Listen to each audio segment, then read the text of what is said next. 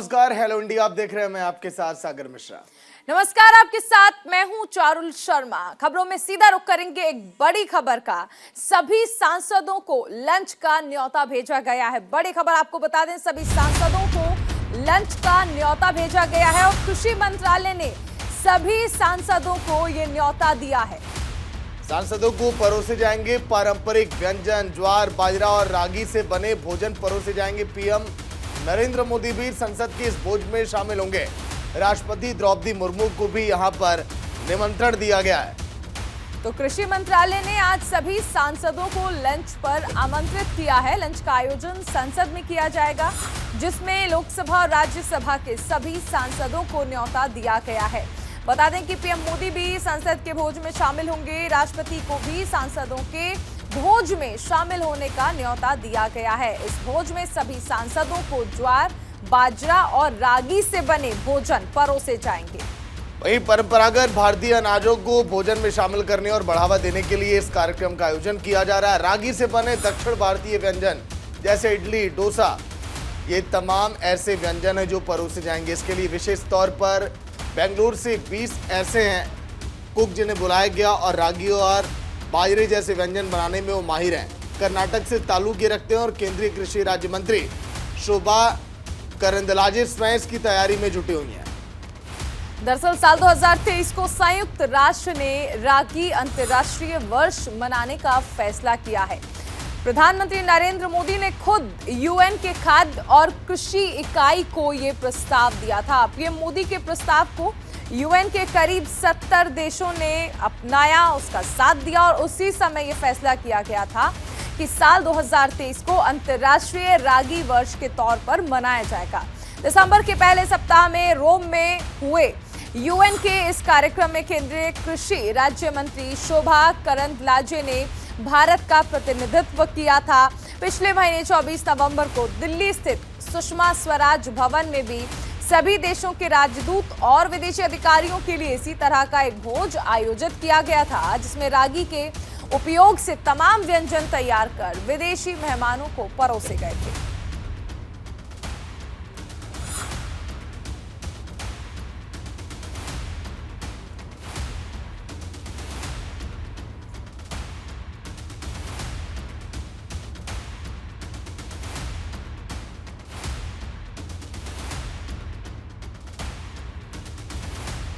वही एक और बड़ी खबर, उत्तरकाशी में भूकंप के झटके महसूस किए गए। रविवार की देर रात भूकंप के झटके महसूस किए गए।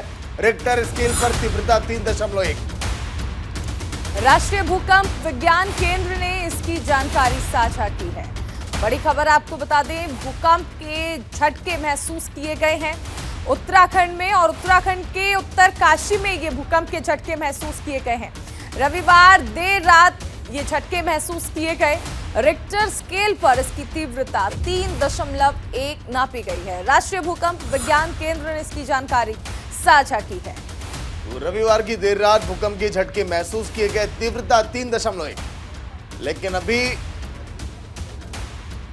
जान माल का कुछ भी नुकसान सामने नहीं आया। तस्वीरें आप देखिए, 3.1 तीव्रता के भूकंप के झटके हालांकि कुछ ही इलाकों में महसूस किए गए। जान माल के नुकसान की अभी तक फिलहाल कुछ भी खबर नहीं है। कल देर रात वहां पर भूकंप के झटके महसूस किए गए। भूकंप के केंद्र की भी जानकारी फिलहाल दी गई है। इस समय राष्ट्रीय भूकंप विज्ञान केंद्र ने इसकी जानकारी दी। भूकंप का केंद्र क्या रहा, 1:30 के करीब ये झटके महसूस किए गए।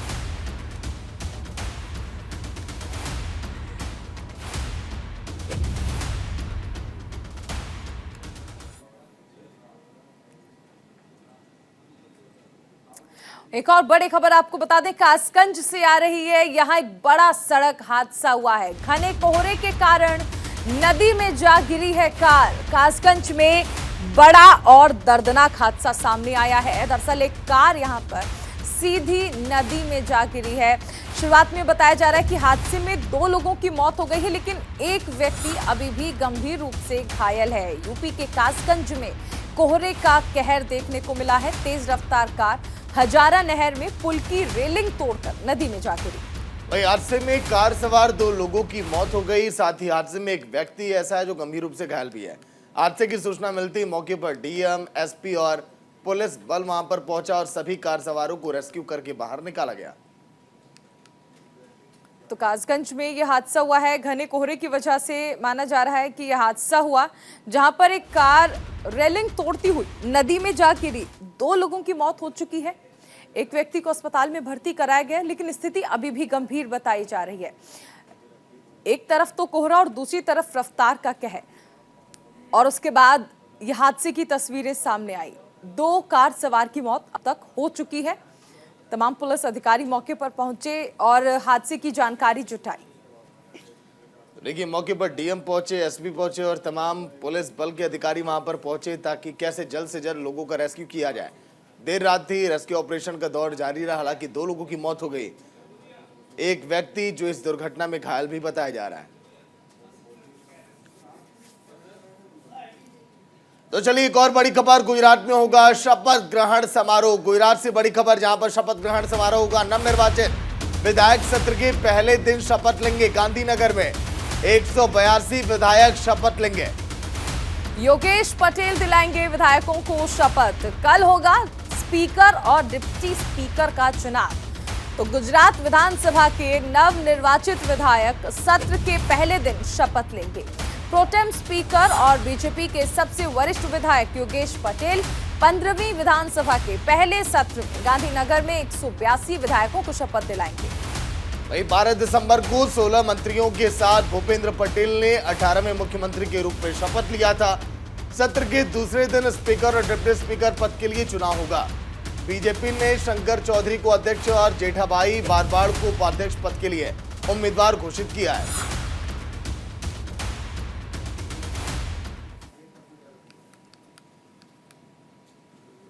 लोकसभा चुनाव 2024 का खाका तैयार करने के लिए बीजेपी आज दिल्ली में बंगाल कोर ग्रुप की बैठक करेगी। ये बैठक सांसद सुभाष सरकार के आवास पर बुलाई गई है और इस बैठक में शुभेंदु अधिकारी, दिलीप घोष, सुकांतो मजूमदार, लॉकेट चटर्जी और बीजेपी संगठन महामंत्री बीएल संतोष शामिल होंगे। वही सूत्रों के मुताबिक बैठक में पश्चिम बंगाल में आगामी पंचायत चुनाव और लोकसभा चुनाव को लेकर भी रणनीतियां बनाई जाएंगी। साथ ही बूथ स्तर पर कैसे पार्टी को मजबूत किया जाए, इसको लेकर भी चर्चा। लोकसभा चुनाव से पहले केंद्रीय गृह मंत्री अमित शाह भी पश्चिम बंगाल के दौरे पर हैं। ग्राउंड रिपोर्ट वहां की ले चुके हैं कि आखिर कैसे हालात हैं। शुक्रवार को केंद्रीय गृह मंत्री अमित शाह ने राज्य में कानून व्यवस्था के हालात की समीक्षा के लिए भी कोलकाता में बंद कमरे में बैठक की। ममता बनर्जी, गृह मंत्री अमित शाह और तमाम दिग्गज नेता इस बैठक में शामिल हुए थे। राज्य में आगामी पंचायत चुनाव के लिए पार्टी की तैयारियों का भी जायजा लिया जा रहा है। तो दिल्ली में बीजेपी बंगाल कोर ग्रुप की ये बैठक हुई है और आगामी चुनावों को लेकर इसमें चर्चा की जाएगी। सांसद सुभाष सरकार के आवास पर यह बैठक आयोजित की गई।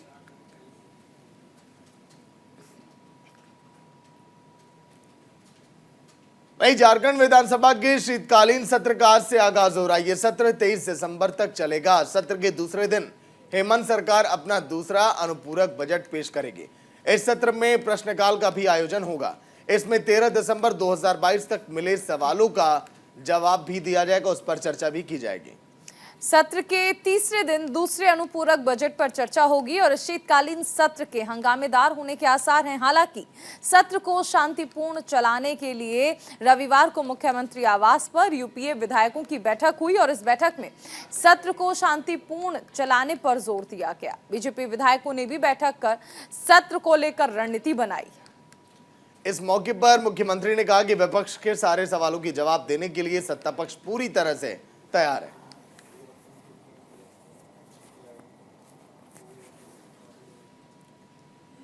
राजधानी दिल्ली में एक बार फिर से किसानों ने अपनी मांगों को लेकर हुंकार भरी है। भारतीय किसान संघ की ओर से आयोजित होने वाली किसान गर्जना रैली में भारी संख्या में किसानों के शामिल होने की संभावनाएं हैं। सूत्रों के मुताबिक इस रैली में 50 से 55 हजार किसान शामिल होंगे।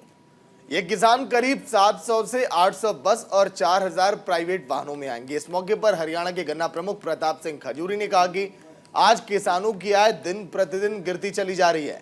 किसानों का कहना है कि गर्जना रैली पीएम नरेंद्र मोदी को उनकी बात याद दिलाने के लिए होगा। पीएम नरेंद्र मोदी ने कहा था कि 2022 तक किसानों की आय दोगुनी हो जाएगी, इसीलिए सरकार को जगाने के लिए किसान आज दिल्ली में हुंकार भरेंगे। वहीं दूसरी तरफ ट्रैफिक पुलिस ने भी तैयारियां कर ली हैं। रामलीला मैदान और आसपास के इलाकों में सुबह 11 बजे से शाम 6 बजे तक ट्रैफिक के प्रभावित होने की संभावनाएं हैं और ऐसे में दिल्ली ट्रैफिक पुलिस ने दिल्ली वालों को रामलीला मैदान की तरफ से आने से बचने की सलाह दी है।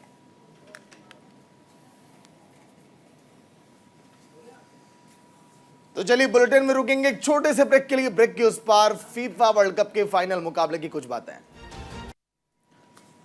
तो चलिए ब्रेक के बाद आपका स्वागत। कतर में खेले गए फीफा वर्ल्ड कप फाइनल मुकाबले में अर्जेंटीना ने जीत हासिल कर ली है। पेनाल्टी शूटआउट में अर्जेंटीना ने फ्रांस को पेनाल्टी में 4-2 से हरा दिया। अर्जेंटीना अपने चारों पेनाल्टी पर गोल करने में कामयाब रही है, जबकि फ्रांस सिर्फ 4 पेनल्टी शूटआउट में से सिर्फ 2 को ही गोल में बदल पाया। 2 पेनल्टी उसने मिस कर दी। बता दें कि 90 मिनट में मुकाबला 2-2 की बराबरी पर खत्म हुआ था, लेकिन एक्स्ट्रा टाइम में पहले मेसी ने अपनी टीम को बढ़त दिलाई और फिर एम्बापे की शानदार गोल ने मुकाबले में फ्रांस की वापसी करा दी। 120 मिनट में 3-3 की बराबरी पर खत्म होने के बाद मैच का फैसला पेनल्टी शूट आउट से निकाला गया। अर्जेंटीना के लिए सबसे खास ये साल रहा क्योंकि 36 साल के बाद सूखा खत्म हुआ। ग्राउंड पर हर एक तरफ मेसी मेसी मेसी के नाम की गूंज दिखाई दे रही थी। इस जीत के साथ ही लियोनेल मेसी का अपने आखिरी वर्ल्ड कप में खिताब जीतने का सपना पूरा हो गया। पिछले वर्ल्ड कप की बात करें तो फ्रांस ने मुकाबला जीता था। उम्मीदें थी फ्रांस को कि एक बार फिर इतिहास रचा जाएगा, लेकिन अर्जेंटीना ने 36 सालों के बाद कतर में इतिहास रचा है। तस्वीरें आप देखिए, कल के दिन की जो वर्ल्ड कप फीफा देख रहे थे फैंस, उनके दिलों पर भी इसकी खुमारी पिछले काफी दिनों से छाई हुई थी। आखिरकार अर्जेंटीना तीसरी बार फीफा वर्ल्ड कप में 2022 में चैंपियन बन गया है। फ्रांस की तरफ से एम्बापे की हैट्रिक भी टीम को जीत नहीं दिला सकी।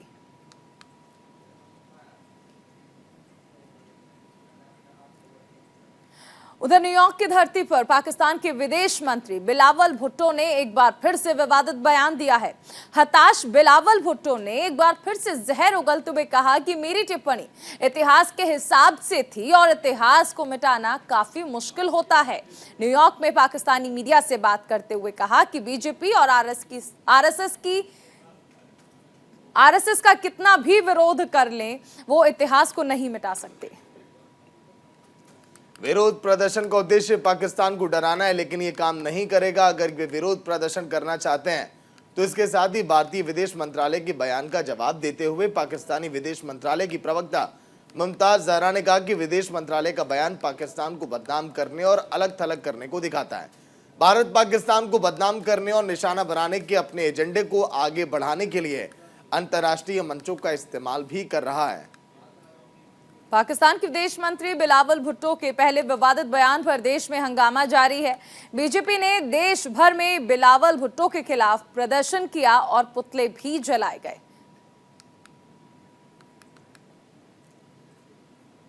वहीं भारतीय रिजर्व बैंक आज 2 चरणों में सरकारी स्वर्ण बॉन्ड जारी करेगा। ये योजनाएं निवेश के लिए दिसंबर और मार्च में खुलेंगे।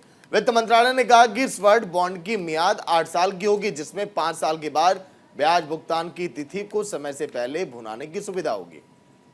साथ ही 2.5% सालाना ब्याज मिलेगा। स्वर्ण बॉन्ड की बिक्री अनुसूचित वाणिज्यिक bank, stock holdings corporation of India limited, clearing corporation of India limited, चुनिंदा डाकघर, बीएसई और नेशनल स्टॉक एक्सचेंज के जरिए की जाएगी।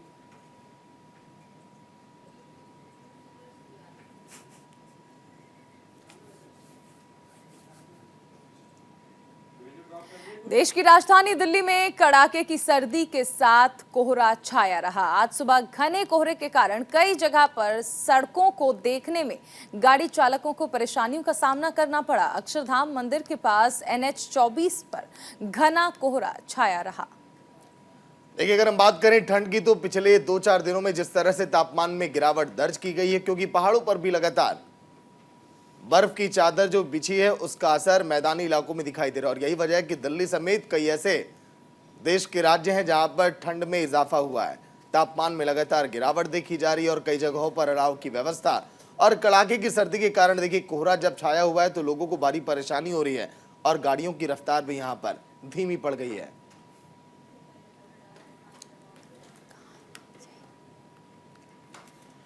वहीं हरियाणा कांग्रेस के पूर्व मंत्री और कांग्रेस के वरिष्ठ नेता कृष्णमूर्ति हुड्डा ने हरियाणा के पूर्व मुख्यमंत्री भूपेंद्र हुड्डा और उनके सांसद पुत्र दीपेंद्र हुड्डा पर गंभीर आरोप लगाए। उन्होंने कहा कि भूपेंद्र हुड्डा ने अपने शासनकाल में गरीब आदमियों को नौकरियां नहीं दी, जबकि जो उनके इर्द गिर्द रहते थे उन सबको नौकरियां मिली हैं। चलो जी। नमस्कार भाइयों, 25 दिसंबर 2022 को बोहर गांव में बस अड्डे के पास चौपाल है, 11 बजे वहाँ एक हमारा फंक्शन होगा। जिस प्रकार से हमने कलोई में किया था उसी प्रकार से भोर में होगा। भाइयों, भूपेंद्र सिंह हुड्डा और उसके बेटे दीपेंद्र सिंह ने अपने 10 साल के शासनकाल में इस इलाके के लोगों का बहुत नुकसान किया है। हजारों लड़के नौकरी लगने से वंचित रह गए, या गांव में वो आदमी जिसकी उनसे नहीं बढ़ती थी उसकी नौकरी नहीं लगी। एक 6 गांव की जमीन भूपेंद्र सिंह हुड्डा के राज में कौडियम के भाव खरीद के और बड़े बड़े बिल्डरों को वो जमीन दे दी, उनको फायदा पहुंचाने के लिए। इन बातों को लेके मैं 25 तारीख को फंक्शन कर रहा हूं। आपका बहुत बहुत धन्यवाद। कलोई के अंदर आप बहुत बड़ी संख्या में आए, मेरे तंबू छोटे पड़ गए, लेकिन आप लोगों ने कमाल कर दिया। तो मेरा आपसे हाथ जोड़ के निवेदन है कि एक बार और थोड़ी सी। शाहरुख खान की फिल्म पठान को लेकर लगातार विरोध बढ़ता जा रहा है और ऐसे में भारतीय जनता पार्टी के दर्जनों कार्यकर्ताओं ने जिला मुख्यालय पर शाहरुख खान और दीपिका पादुकोण का पुतला फूंककर विरोध प्रदर्शन किया। वहीं जिला मंत्री शिवानंद राय की देखरेख में दर्जनों कार्यकर्ता जिला मुख्यालय पहुंचे और जमकर शाहरुख खान और दीपिका पादुकोण के खिलाफ नारेबाजी की है। साथ ही जिला मंत्री ने मांग की है कि शाहरुख खान के पठान को वाराणसी में रिलीज ना किया जाए। अगर शाहरुख खान वाराणसी आते हैं तो उन्हें काशी आने पर रोका जाए। कई ऐसे हिंदू संगठन है जिन्होंने ये तक कह दिया कि जिस भी हॉल में पठान पिक्चर रिलीज हो उस हॉल को भी आग के हवाले कर दिया जाए। तो पूरे देश भर में लगातार बीजेपी के कार्यकर्ता इसी तरह से सड़कों पर प्रदर्शन कर रहे हैं। शाहरुख खान दीपिका पादुकोण के पुतले फूके जा रहे हैं और जमकर पठान का विरोध किया जा रहा है। लेकिन शाहरुख खान का भी बयान सामने आ रहा है बार बार कि हमारे हौसले टूटेंगे नहीं।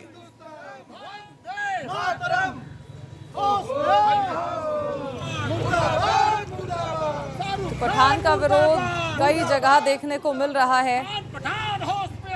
शाहरुख दीपिका की आने वाली फिल्म पठान के गाने बेशर्म रंग में दीपिका पादुकोण ने जिस तरह से भगवा रंग की ड्रेस पहनी है, इसको लेकर विरोध आपत्ति दर्ज कराई जा रही है हिंदू संगठनों की ओर से।